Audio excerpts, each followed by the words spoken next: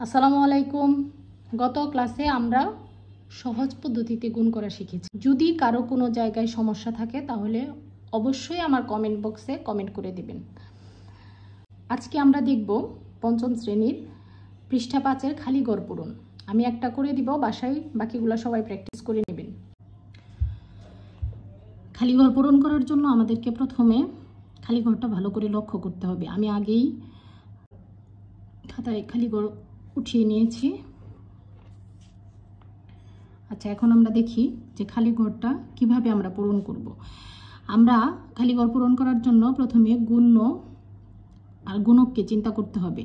গুণ্যতে দেখেন আছে 2, তারপর 2টা খালি ঘর, আর গুণকে আছে একটা খালি ঘর 1, 8। এখন 8 দিয়ে আমরা প্রথমে কি এককের স্থান থেকে গুণ করা শুরু করি।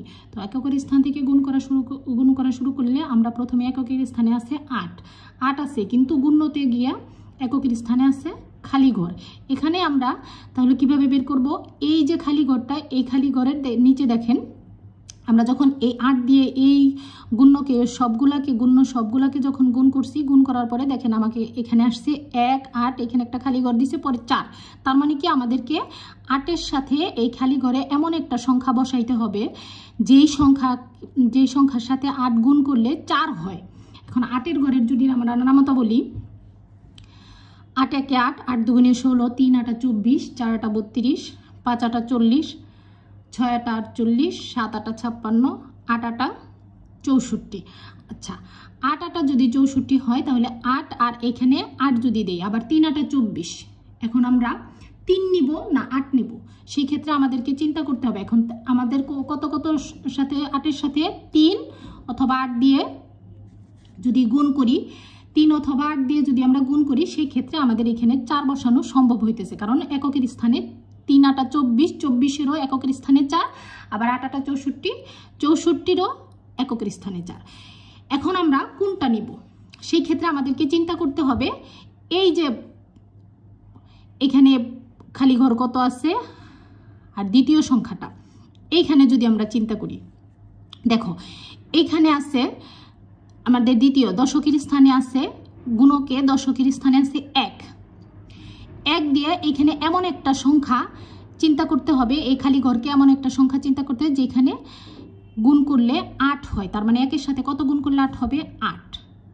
কিন্তু 8 8 আবার কি 64, তার মানে কি 2টা, এখানে আমাদের কোন সংখ্যাটা হবে? 8 বসাইলাম। 8 বসাইলে এখন 8 দিয়ে আমরা যদি গুণ করি তাহলে হয় 64। 64 4 হাতে রইল 6। আচ্ছা, 6টা আমরা এখানে রাখলাম। এখন 8 দিয়ে এই খালি ঘরে এমন একটা সংখ্যা বসাইতে হবে গুণ করার জন্য, যেই সংখ্যা গুণ করার পরে এইখানে বসানোর পরে 8-এর সাথে যোগ করলে আবার এখানে 0 হয়। এখন 8 দুগুণে কত? 16, 3 8 24। আচ্ছা, 8 দুগুণে 16 আর হলো এই যে হাতের 6 আছে, হাতের 6, 16 আর 6 কত? 22। 22-এর এখানে আমাদের কি হবে? 2 বসবে। 2 আর 8-এর সাথে যোগ করলে কত হয়? 10। 10-এর কত হবে? 0। তার মানে কি এখানে আমরা ইজিভাবে কত বসাইতে পারতেছি? 2। তাইলে দেখেন এখন 8 দুগুণে এই যে 8 8 64, 4 হাতে রইল 6, 8 দুগুণে 16 আর 6 22-এর 2 হাতে রইল 2, 8 দুগুণে 16 আর 2 18। দেখেন আমাদের মিলে গেছে। তার মানে কি এখানে 2, এখানে 8 হবে।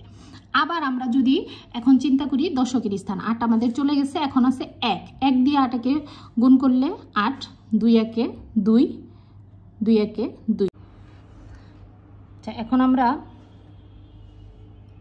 শতকের স্থানের গুণটা করব। এখানে হলো খালি ঘর। এখন খালি ঘরে আমরা দেখব যে এখানে কত বসাইলে আমাদের এই সংখ্যাটা পূরণ হয়।